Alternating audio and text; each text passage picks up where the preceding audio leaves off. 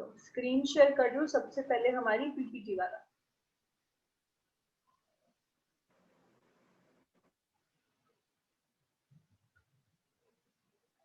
Visible है?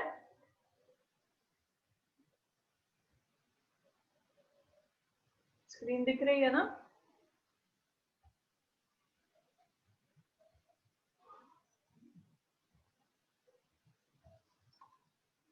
चलो ये स्लाइड पढ़ो, इसमें कोई डाउट है? जो स्लाइड में दिखा रही हूँ इसमें देखो, कोई डाउट है?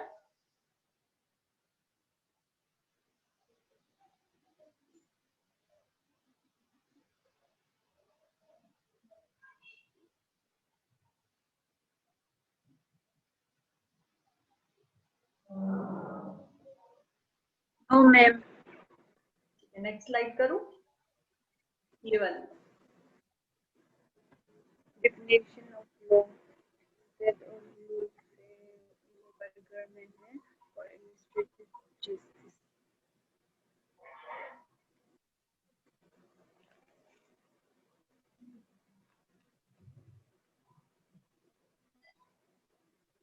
इसमें कोई डाउट है? No ma'am. ठीक है, नेक्स्ट चलता है फिर। ये देखो,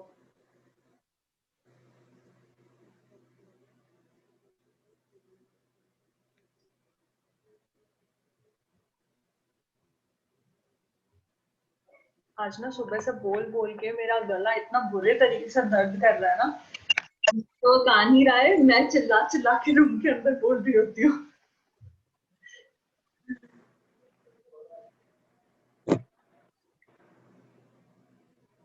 हाँ जी, इसमें कोई डाउट? चलो नेक्स्ट स्लाइड देखो।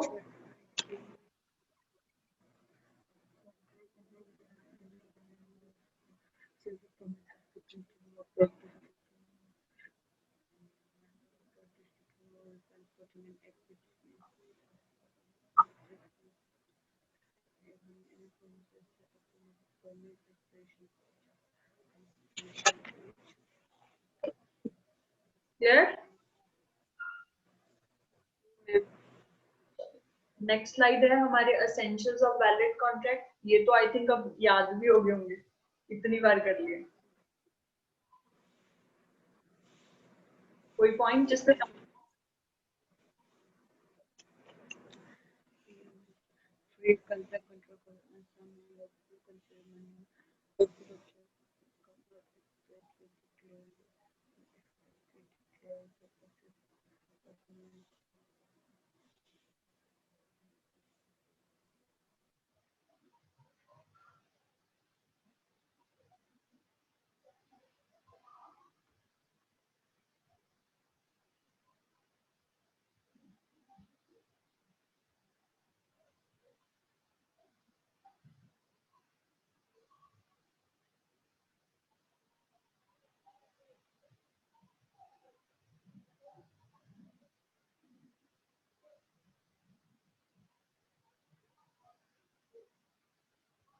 ये स्लाइड क्लियर है?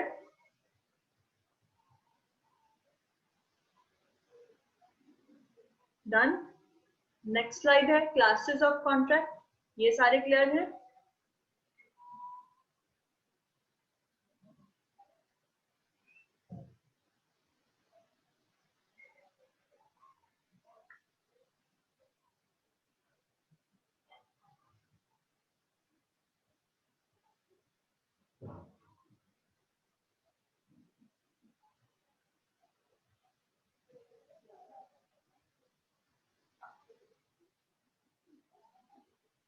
वैलिड कॉन्ट्रैक्ट, वॉइड कॉन्ट्रैक्ट, इन दोनों में कोई डाउट है? नेक्स्ट है हमारा वॉइडेबल कॉन्ट्रैक्ट। वॉइडेबल में भी कोई डाउट है? इलीगल कॉन्ट्रैक्ट, लास्ट अनएनफोर्सेबल कॉन्ट्रैक्ट, और फिर उसके बाद formation of a contract.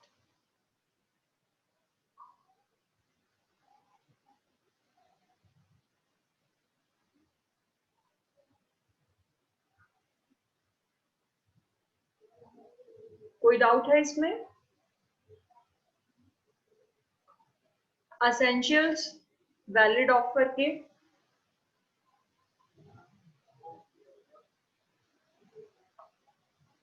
Acceptance clear है?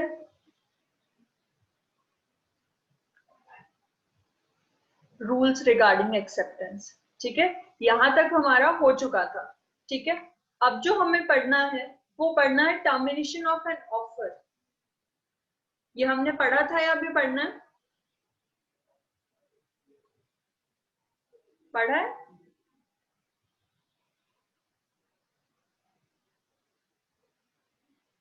माइक अनम्यूट करके बताओ, पढ़ा है या हमने termination of offer?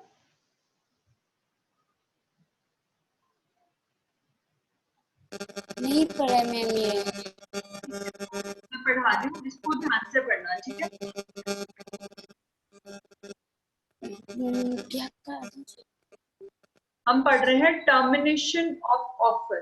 Termination of offer का मतलब है जब हम ऑफर को खत्म कर देते हैं, टर्मिनेट कर देते हैं। ठीक है, एक ऑफर खत्म किन किन तरीकों से हो सकता है?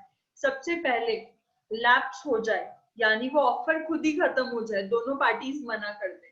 ठीक है, लैप्स मतलब जब दोनों पार्टी अपनी मर्जी से बोलते हैं ठीक है हमें कॉन्ट्रैक्ट नहीं करना, तो ऑफर जो है वो खत्म हो जाएगा। बी पॉइंट है failure to fulfil a conditional प्रोसीडेंट।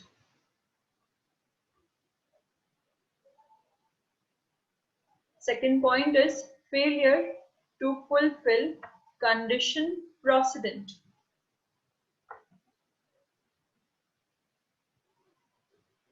इस पॉइंट का मतलब है कि जब जो कंडीशन एक कॉन्ट्रैक्ट में या फिर एक ऑफर में रखी गई थी उसको फुलफिल ना किया जाए, उसका फेलियर हो जाए। फॉर एग्जाम्पल मैंने जो ए है बी को अपना लैंड सेल कर रहा था 10,000 का, बट उसने कहा कि मुझे 5,000 एडवांस में चाहिए। अगर बी 5,000 एडवांस में नहीं देता तो ऑटोमेटिकली जो ऑफर है वो टर्मिनेट हो जाएगा। क्लियर? सेकंड पॉइंट समझ आया? ये कंडीशन थी कि 5,000 एडवांस में पे करना है, जब वो कंडीशन फुलफिल करने में फेलियर हुआ तो ऑफर जो है वो टर्मिनेट हो जाएगा। नेक्स्ट पॉइंट है रिजेक्शन।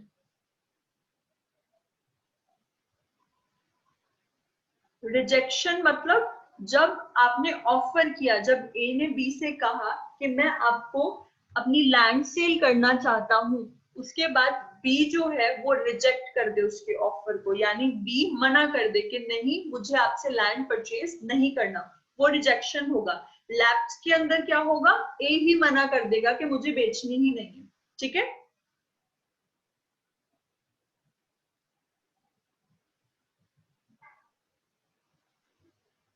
तीनों पॉइंट्स क्लियर हुए?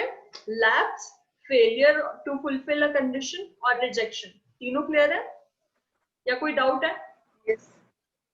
नेक्स्ट है destruction of subject matter. Destruction of subject matter यानी जिस चीज के लिए कॉन्ट्रैक्ट हुआ था वो चीज ही खत्म हो जाए। फॉर एग्जाम्पल अगर कॉन्ट्रैक्ट हुआ है, ए जो है वो शॉपकीपर है, बी उसके पास आइसक्रीम परचेज करने जाता है और कहता है कि मुझे शाम तक आइसक्रीम चाहिए, बट शाम को अगर आइसक्रीम खत्म हो जाएगी यानी सब्जेक्ट मैटर खत्म हो गया जिसके लिए कॉन्ट्रैक्ट हुआ था, तो क्या वो ऑफर रहेगा? नहीं, ऑफर टर्मिनेट हो जाएगा जब तक कि नेक्स्ट स्टॉक नहीं आता। राइट? मान लो ए जो है वो बी को लैंड सेल करना चाहता था, एक बिल्डिंग थी उस लैंड के ऊपर, अर्थक्वेक की वजह से वो बिल्डिंग खत्म हो जाती है, तो वो ऑफर ऑटोमेटिकली टर्मिनेट हो जाएगा क्योंकि जो सब्जेक्ट मैटर था वो हमारा डिस्ट्रक्ट हो गया यानी खत्म हो गया। Clear?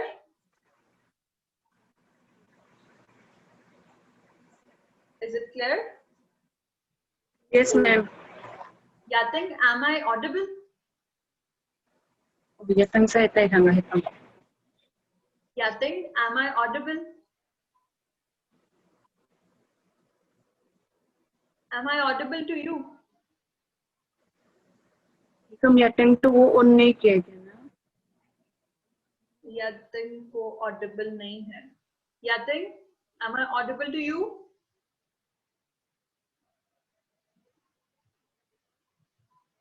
No, she's not able to listen. Yatin कहाँ पे है? एपी में है या चंडीगढ़ में है? एपी। अभी शायद उसको वॉइस नहीं जा रही है, उसको कुछ सुन भी नहीं रहा है।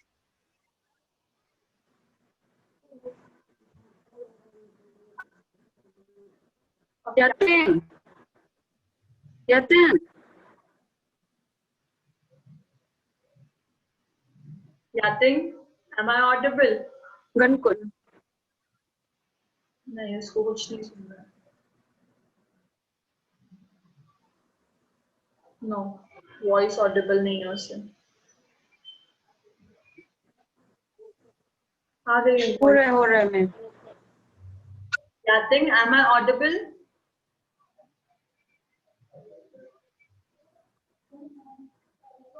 म्यूट करके रखो।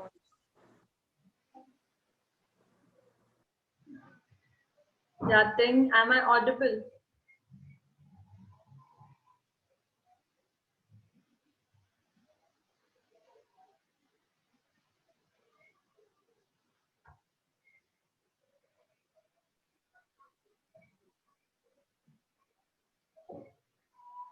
Yatin, maybe signal issue की वजह से कुछ नहीं सुन रहा। अपना माइक अनम्यूट करो बच्चे, आपका माइक म्यूट है। माइक अनम्यूट करो यातिन।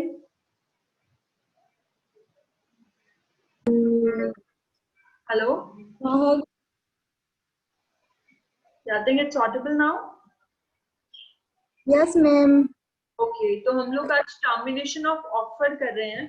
हम लोग आज बिजनेस लॉ पढ़ रहे हैं। आप थोड़ा लेट आए हो, आपको मे बी स्टार्टिंग से नहीं पता हो। अगर आपको ना बाद में नोट्स मिल जाएंगे। आज के लिए हम पढ़ रहे हैं कि एक ऑफर खत्म कैसे होता है। ठीक है, मैं आपको ऑफर का आइडिया दे देती हूँ ताकि आपको ये पॉइंट्स समझ में आ जाए। ठीक है, ऑफर जब ए पर्सन जो है वो अपना लैंड सेल करना चाहता है और वो बी को कहता है कि I would like to sell my land to you. ठीक है, वो एक ऑफर होता है। जब बी उसको यस और नो बोल देगा कि मैं लैंड परचेज करना चाहता हूँ या नहीं चाहता हूँ, वो एक एक्सेप्टेंस होगी। ठीक है, दो चीजें हैं, ऑफर एंड एक्सेप्टेंस। ऑफर मतलब जब आप किसी को कोई प्रपोजल दे रहे हो किसी चीज के लिए, either it can be professional, it can be non professional। Professional जब आप किसी पर्टिकुलर चीज को सेल या परचेज की बात कर रहे हो, और नॉन प्रोफेशनल कब होगा? जब मैंने यातिन को अपने घर डिनर पे इनवाइट किया। ठीक है, जब मैंने आपको डिनर पे इनवाइट किया तो वो नॉन प्रोफेशनल ऑफर। फाइन, समझ आया ऑफर का मतलब?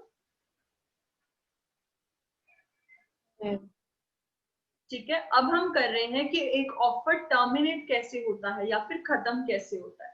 सबसे फर्स्ट पॉइंट है लैप्स।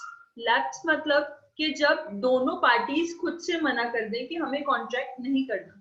ठीक है, लैप्स मतलब जब दोनों पार्टीज खुद से मना कर दें कि हमें कॉन्ट्रैक्ट नहीं करना। सेकेंड पॉइंट है failure to fulfil a condition precedent, यानी जिस वक्त ऑफर किया गया अगर कोई कंडीशन उस टाइम पे रखी गई है उसको फुलफिल ना किया जाए तो वो ऑफर खत्म हो जाता है। फॉर एग्जाम्पल, ए ने बी से कहा मैं आपको एक लैंड सेल करना चाहता हूँ फॉर 10,000, बट डील होने से पहले 5,000 मुझे एडवांस में चाहिए। वो एडवांस में 5,000 अमाउंट एक कंडीशन रखी गई है। अगर बी 5,000 एडवांस पे नहीं करता तो ऑफर टर्मिनेट हो जाएगा ऑटोमेटिकली। समझ आया सेकंड पॉइंट? तीनों को क्लियर है? थर्ड पॉइंट है रिजेक्शन। रिजेक्शन मतलब जब मैंने नियॉम को बोला कि मैं आपको लैंड सेल करना चाहती हूँ तो नियॉम ने आगे से मना कर दिया, नहीं मुझे आपसे लैंड परचेज नहीं करनी है, वो रिजेक्शन होगा ऑफर का। ठीक है, अगर जो बी पार्टी है जिसको ऑफर किया गया है वो एक ऑफर को रिजेक्ट कर दे या फिर मना कर दे तो ऑफर जो है वो टर्मिनेट हो जाएगा यानी खत्म हो जाएगा। तीनों पॉइंट्स क्लियर हुए? फिर नेक्स्ट है हमारा fourth point, destruction of subject matter. Destruction of subject matter, जिस चीज से रिलेटेड कॉन्ट्रैक्ट हुआ या फिर ऑफर किया गया वो चीज ही खत्म हो जाए, अब वो चीज एग्जिस्ट ही नहीं करती है। ठीक है, फॉर एग्जाम्पल एक ए जो है वो अपनी बिल्डिंग बेचना चाहता था बी को, बट उनके डील होने से पहले ही अर्थक्वेक की वजह से वो घर जो है वो टूट जाता है और गिर जाता है। तो क्या वो बिल्डिंग बची है? नहीं। जब बिल्डिंग ही नहीं है तो उन दोनों के बीच में डील किस तरीके से होगी? ठीक है, तो डील नहीं हो सकती है, यानी वो ऑफर ऑटोमेटिकली टर्मिनेट हो गया, खत्म हो गया। ठीक है, चारों पॉइंट समझ आए? लास्ट पॉइंट है रिवोकेशन। रिवोकेशन का मतलब होता है किसी चीज को वापस ले लेना, रिवोक कर लेना उस चीज को। जैसे मैंने नियॉम को कहा था, मुझे नीड थी कि मुझे 5000 अर्जेंटली चाहिए। ठीक है, तो मैंने नियॉम को कहा कि मैं आपको 5000 की अपनी एक ज्वेलरी देने के लिए रेडी हूँ, आप मुझे प्लीज 5000 रुपीज दे दीजिए। उस टाइम पे नियॉम ने मुझे वो ऑफर एक्सेप्ट नहीं किया था उस टाइम तक। ठीक है, बाद में क्या हुआ, मुझे वो 5000 कहीं और से मिल गए, तो मैंने नियॉम को वो ज्वेलरी बेचने का जो अपना ऑफर था वो खुद ही रिवोक कर लिया, खुद ही वापस कर लिया। यानी अब मैं अपना जो अमाउंट है वो, यानी जो ज्वेलरी है वो मैं बेचना नहीं चाहती हूँ, तो मैंने खुद से रिवोक कर लिया, वापस ले लिया। वापस लेने की वजह से वो ऑफर जो है वो टर्मिनेट हो जाएगा। क्लियर? पांचों पॉइंट्स क्लियर है तीनों को? Yatin, is it clear to you? Okay, next slide पे चलते हैं। कॉन्ट्रैक्ट नहीं, ये नहीं पढ़ना है अभी के लिए, हम लोग करेंगे, हमने टर्मिनेशन ऑफ ऑफर किया, अब हम लोग नेक्स्ट करने वाले हैं ब्रीच ऑफ कॉन्ट्रैक्ट। ठीक है, पॉइंट नोट डाउन कर लो, ब्रीच ऑफ कॉन्ट्रैक्ट।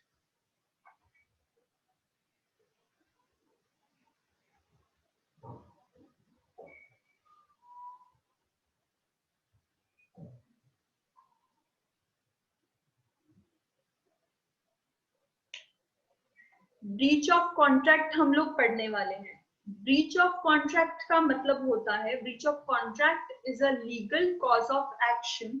ठीक है, ब्रीच ऑफ कॉन्ट्रैक्ट जो है वो एक लीगल कॉज ऑफ एक्शन है and a type of civil wrong which is binding agreement or bargaining for exchange is not honored by one or two party।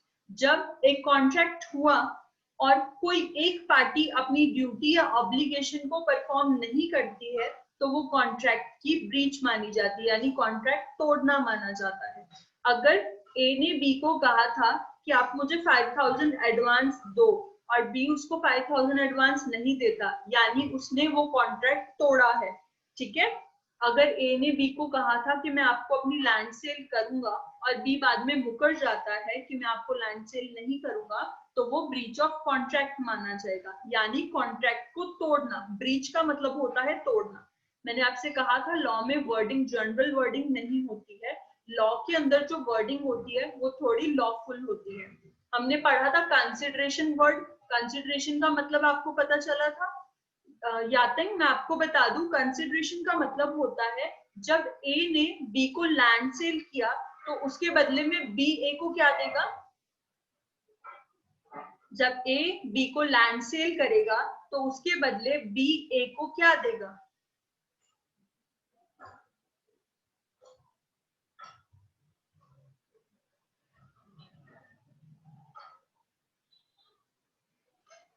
अपना mic unmute करो यातिंग। क्या देगा? जी hello.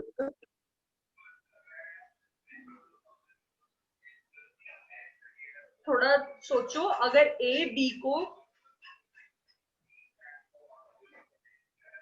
अगर ए बी को land cell कर रहा है तो उसके बदले बी ए को क्या देगा? बी एक प्राइज मनी देगा, राइट? अगर ए बी को लैंड सेल कर रहा है तो बी ए को उसके बदले कुछ अमाउंट देगा ना? हाँ यस यस। ठीक है, जब वो अमाउंट देगा उस अमाउंट को लॉ में कंसिडरेशन बोलते हैं, प्राइज मनी नहीं बोलते, कंसिडरेशन वर्ड यूज होता है, ठीक है। ऐसे ही कॉन्ट्रैक्ट तोड़ने को क्या बोलते हैं, ब्रीच ऑफ कॉन्ट्रैक्ट। लॉ की वर्डिंग याद रखना, आप लोग पेपर में अपनी वर्डिंग यूज नहीं कर सकते हो, आपको लॉ की वर्डिंग यूज करनी पड़ेगी, ठीक है। ब्रीच ऑफ कॉन्ट्रैक्ट का मतलब होता है कॉन्ट्रैक्ट को तोड़ना, ठीक है। अब हम लोग पढ़ेंगे ways to breach of contract, यानी किन किन तरीकों से कॉन्ट्रैक्ट टूट सकता है। ऑलराइट, फर्स्ट पॉइंट है failure to perform their obligation, यानी मान लो, एक एग्जाम्पल के थ्रू समझते हैं। आप लोगों को विजिबल है? Yes ma'am. ठीक है। फर्स्ट पॉइंट है failure to perform their obligation under the contract. इसका मतलब है फॉर एग्जाम्पल, अब ए जो है वो बी को अगर अपना लैंड सेल कर रहा है तो उसके बदले में सारी इंफॉर्मेशन देगा अपने लैंड की, कि मेरी कितने एकर्स में लैंड फैली हुई है, वो कितने का मैं उसका प्राइस रख रहा हूँ, इससे पहले वो लैंड जो है वो किसके नाम पे रजिस्टर्ड है, ये सब इंफॉर्मेशन बी को देना एक ही रिस्पॉन्सिबिलिटी है, ठीक है। एक ही रिस्पॉन्सिबिलिटी है कि वो उस पर्टिकुलर चीज के बारे में सारी इंफॉर्मेशन बी को दे। पर अगर कोई भी इंफॉर्मेशन ए छुपाता है बी से तो फिर वो ब्रीच ऑफ कॉन्ट्रैक्ट माना जाएगा, ठीक है। अगर ए बी से कोई इंफॉर्मेशन छुपाएगा तो वो ब्रीच ऑफ कॉन्ट्रैक्ट माना जाता है। क्लियर?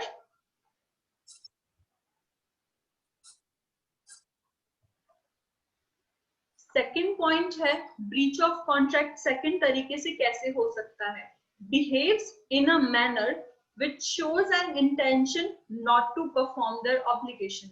फॉर एग्जाम्पल, अगर आप इंटेंशन दिखाते हो कि मैं तो पूरा करूंगा ही नहीं, आपने खुद से नहीं बोला, अगर ए जो है वो सामने से नहीं बोल रहा है, ए ने और बी ने डील की थी कि दोनों एक दूसरे को लैंड सेल करेंगे, ठीक है, ए बी को लैंड सेल करेगा, बट अगर सामने से ए थोड़े टाइम के बाद टालना शुरू कर दे, यानी जब बी ने ए से पूछा कि मैं आपकी लैंड सेल परचेज करने को रेडी हूँ, आप मुझे अमाउंट बता दो, तो बी बाद में, ए जो है वो बाद में बोलना स्टार्ट हो गया, नहीं देखेंगे ये वो वगैरह, यानी उसको बहाने बनाने शुरू कर देता है, उसका इंटेंशन बी पार्टी को ऐसे लगने लग जाए कि वो नहीं बेचेगा, तो वो भी ब्रीच ऑफ कॉन्ट्रैक्ट माना जाता है। जब आप बहाने लगाने लग जाओ या फिर किसी को इंटेंशनली शो ही ना करो कि मैं कॉन्ट्रैक्ट पूरा करूंगा, तो वो ब्रीच ऑफ कॉन्ट्रैक्ट है।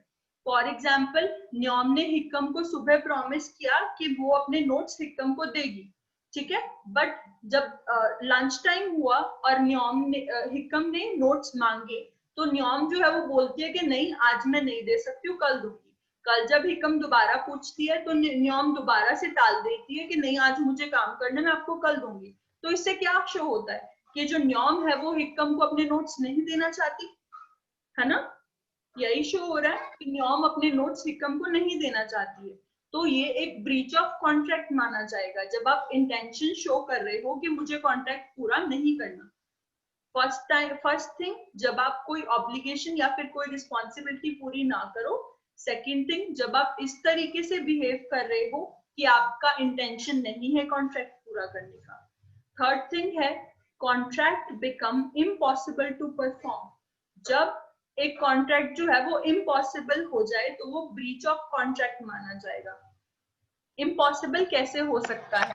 फॉर एग्जाम्पल, ए और बी के बीच में डील हुई एक पेन को लेकर, ठीक है, पेन को लेकर डील हुई कि मैं, जो ए है वो एक कंपनी का मालिक है और बी जो है वो एक परचेज करने वाला उसका कस्टमर है, ठीक है। ए ने बी को कहा था कि मैं आपको 50 बॉक्सेस ऑफ पेन प्रोवाइड करूंगा, ऑलराइट। बाद में क्या हुआ, बी की फैक्ट्री में आग लग जाती है और उसके सारे के सारे जो मटेरियल था वो खराब हो जाता है, उसके पास पेन के अब 50 बॉक्सेस नहीं है, तो क्या वो अपना कॉन्ट्रैक्ट पूरा कर पाएगा? नहीं। This is the point, impossible to perform, यानी जब आप उस कॉन्ट्रैक्ट को परफॉर्म करने लायक ही नहीं रहते हो तो वो ब्रीच ऑफ कॉन्ट्रैक्ट माना जाता है।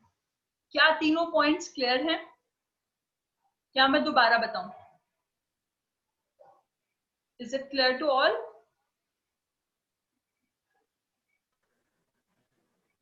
Yes ma'am. ठीक है, अब हम पढ़ने वाले हैं remedies to breach of contract. Remedies का मतलब क्या होता है? जनरल टर्म्स में पूछो, रेमेडीज क्या होता है? क्या होता है रेमेडीज? कोई बता सकता है?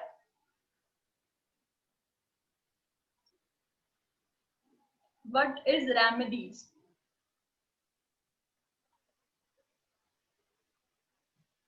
कोई आइडिया है किसी को?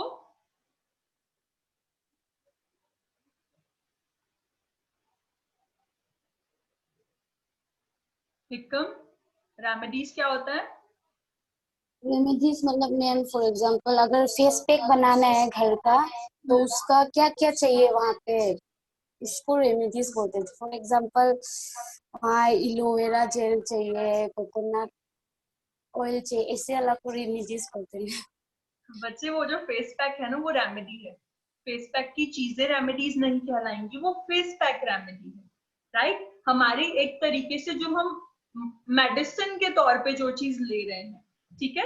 Remedies for breach of contract का मतलब होगा जब हम लोग ब्रीच ऑफ कॉन्ट्रैक्ट को ठीक करने की कोशिश करते हैं कि किसी रीजन की वजह से कॉन्ट्रैक्ट टूट गया है, तो उसके बाद हम लोग क्या कर सकते हैं, what is the best possible way. अगर ए ने कहा था कि वो अपना 5000 एडवांस देने के बाद उसको लैंड सेल करेगा, यानी उसके नाम प्रॉपर्टी के पेपर्स कर देगा बी के, और बाद में वो मुकर जाए 5000 लेने के बाद ए मना कर देता है, तो बी के पास क्या क्या चांसेस है, वो क्या क्या कर सकता है अपना कॉन्ट्रैक्ट पूरा करवाने के लिए। ए ने कॉन्ट्रैक्ट तोड़ दिया, वो अब सेल नहीं कर रहा, अब बी के पास क्या क्या चॉइस है कि वो क्या करे कि उसका वो नुकसान ना हो। ठीक है, वो रेमेडीज ऑफ कॉन्ट्रैक्ट कहलाएगा। Clear to all? पॉइंट्स कराऊं अब मैं रेमेडीज के। फर्स्ट पॉइंट है रेमेडीज का, rescission of contract. Rescission of contract लिखो।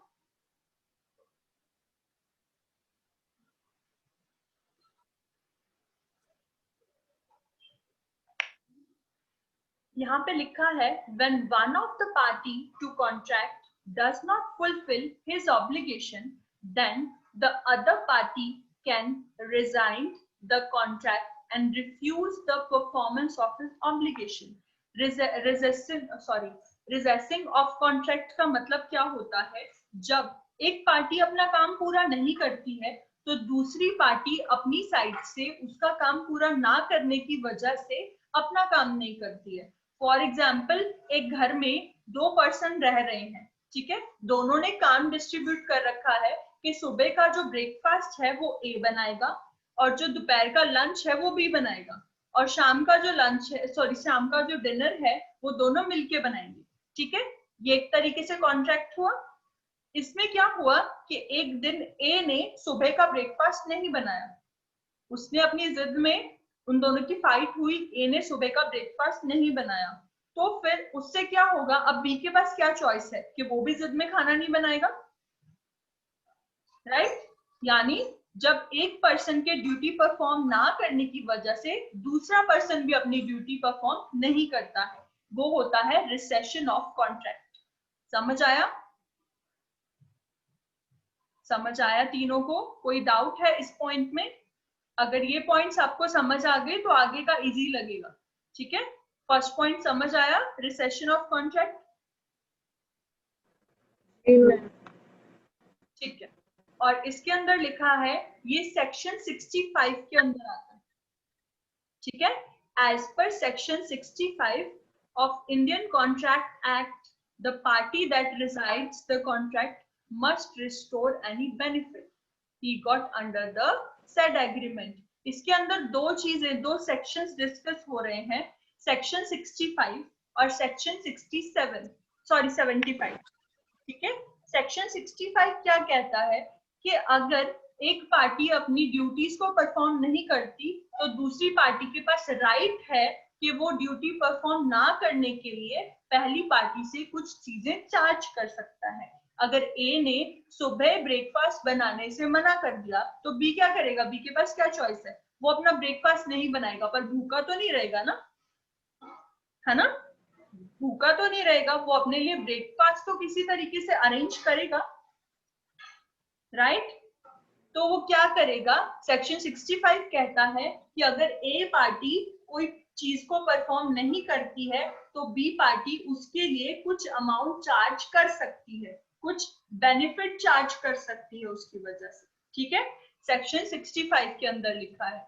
सेक्शन 75 क्या कहता है, that party that rescinds the contract is entitled to receive damage. 65 कहता है जिसने कॉन्ट्रैक्ट तोड़ा, एक मिनट मैं बताती हूँ। सेक्शन 75 कहता है जिसने कॉन्ट्रैक्ट तोड़ा उसको डैमेजेस बियर करने पड़ेंगे, और सेक्शन 65 कहता है जिस पार्टी ने अपना कॉन्ट्रैक्ट पूरा करने की कोशिश की थी उसको बेनिफिट मिलेगा।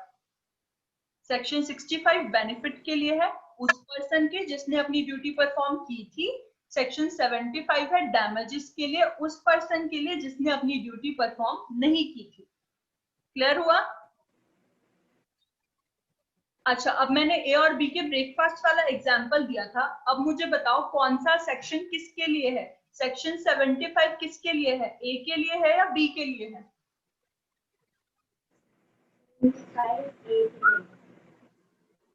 सेक्शन 75 ए के लिए है, राइट, क्योंकि ए ने अपनी ऑब्लिगेशन तोड़ी, ए की वजह से उनका कॉन्ट्रैक्ट टूटा, तो डैमेजेस ए बियर करेगा। सेक्शन 65 किसके लिए है, ए के लिए या बी के लिए? बी के लिए, बिल्कुल सही। सेक्शन 65 बी के लिए है क्योंकि उसने कोई कॉन्ट्रैक्ट नहीं तोड़ा था तो उसको कुछ बेनिफिट मिलेगा। फर्स्ट पॉइंट समझ में आ गया सबको? तीनों को पॉइंट समझ आया? जाते जी मैम। समझ आया? जी थोड़ा थोड़ा। एक्चुअली बिजनेस लॉ थोड़ा रिवीजन के बाद आएगा, ठीक है, जब इसको बाद में पढ़ोगे ना तो क्लियर हो जाएगा। एक बार के लिए मैं सिर्फ एक ओवरव्यू दे रही हूँ, आपको खुद पढ़ना पड़ेगा इसको बाद में। जी मैम, ये कौन सी सब्जेक्ट है? बेटा ये बिजनेस लॉ है। Business law. राइट, लॉ पढ़ रहे हो आप, बिजनेस लॉ। अच्छा। इसीलिए आपको समझ नहीं आ रहा क्योंकि आपने स्टार्टिंग से नहीं ज्वाइन किया था, स्टार्टिंग के कुछ बेसिक आइडियाज आपको नहीं लगे हैं, ठीक है। कोई बात नहीं, कल का दिन अगर आप आते हो तो कल हम दोबारा से सारा रिवाइज कर लेंगे, हिकॉम और न्योम भी उसमें इन्वॉल्व हो जाएंगे, ठीक है। नेक्स्ट पॉइंट करते हैं, स्यू फॉर डैमेज। स्यू का मतलब समझते हो ना? स्यू का मतलब क्या होता है, किसी के ऊपर केस करना, राइट। सेक्शन 73 क्या बोलता है of Indian contract act? Section 73 बोलता है कि अगर एक पर्सन अपनी ड्यूटी परफॉर्म नहीं करता तो दूसरा पर्सन उसके ऊपर केस कर सकता है, अगर वो दोनों कॉन्ट्रैक्ट में थे तो।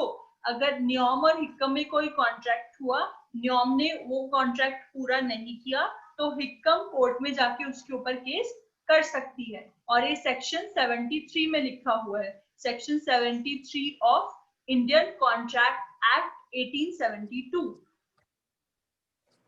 याद है, हमारा इंडियन कॉन्ट्रैक्ट एक्ट 1872 के अंदर हम लोग बिजनेस लॉ पढ़ रहे हैं, ठीक है। इंडियन कॉन्ट्रैक्ट एक्ट 1872, इसके अंदर हम लोग बिजनेस लॉ पढ़ रहे हैं। इसके अलग अलग सेक्शन में अलग अलग चीजें लिखी हुई है, ठीक है। स्यू फॉर डैमेज लिखा है सेक्शन 73 के अंदर। ये 2 पॉइंट समझ आए? थोड़ा थोड़ा। थोड़ा थोड़ा कोई बात नहीं, आ जाए, ठीक है। नेक्स्ट है, अब इसके अंदर लिखा हुआ है कि स्यू फॉर डैमेज, डैमेज जब आप उसके ऊपर केस कर रहे हो तो आपको क्या मिल सकता है, लिक्विडेटेड डैमेज या फिर अनलिक्विडेटेड डैमेज। लिक्विडेटेड डैमेज का मतलब होता है कैश मनी, ठीक है। अगर आप केस कर रहे हो तो केस जीतने के बाद आपको कैश मनी अगर मिलता है तो वो लिक्विडेटेड डैमेज है। सेकेंड है अनलिक्विडेटेड डैमेज, जिसका मतलब है आपको वो कॉन्ट्रैक्ट, मान लो कि लैंड के लिए कॉन्ट्रैक्ट था, ठीक है, और ए ने तोड़ दिया, बी ने जब केस किया तो जो कोर्ट है वो ये बोल देती है कि नहीं, अब वो लैंड जो है वो बी का हो जाएगा। बी को प्राइज नहीं मिला पर बी को वो लैंड मिल गया, लिक्विडिटी नहीं मिली बट उसको कोई डैमेज के अगेंस्ट कुछ चीज मिल गई, ठीक है। लिक्विडिटी डैमेज होगा जब प्राइज मनी मिलेगा, अनलिक्विडिटी होगा जब प्राइस के अलावा कोई चीज मिलेगी, प्रोडक्ट मिल जाएगा, कोई ऑब्जेक्ट मिल जाएगा। समझ आया ये? ठीक है। थर्ड पॉइंट है sue for specific performance. sue for specific performance third point है, लिखो इसको फिर बताती हूँ।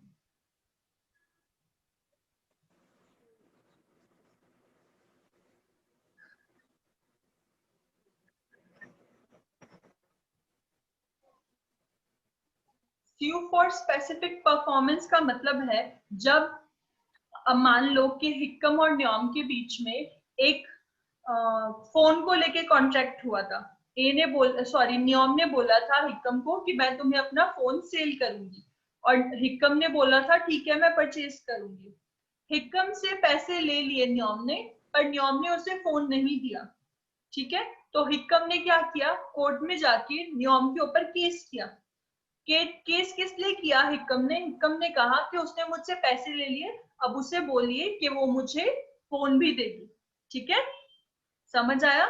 जब स्पेसिफिक चीज के लिए आप केस कर रहे हो कि मुझे तो वही चाहिए, कोर्ट कुछ भी जजमेंट करे मेरे को वही चीज चाहिए, तो वो चीज होता है sue फॉर स्पेसिफिक परफॉर्मेंस। जब आप किसी स्पेसिफिक चीज के लिए केस कर रहे हो, जब आप किसी स्पेसिफिक चीज को परफॉर्म कराने के लिए केस कर रहे हो, तो वो हमारा sue फॉर स्पेसिफिक केस होगा। एग्जाम्पल पढ़ो, यहाँ पे लिखा हुआ है for example A decided to buy a parcel of land from B, ठीक है। A ने डिसाइड किया था कि वो पार्ट ऑफ लैंड B से परचेज करेगा। B then refuses to sell, B बाद में मना कर देते हैं कि मैं अब नहीं बेचूंगा। The court can order B to perform his duty, जो कोर्ट है वो B को ऑर्डर कर सकती है अपना लैंड बेचने के लिए A को, ठीक है। Under the contract and sell the land to A, और उसे बोला जाएगा कि अब अपना लैंड जो है वो A को सेल कर दो। This is sue for specific performance. समझ आया एग्जाम्पल? एग्जाम्पल समझ आया ना?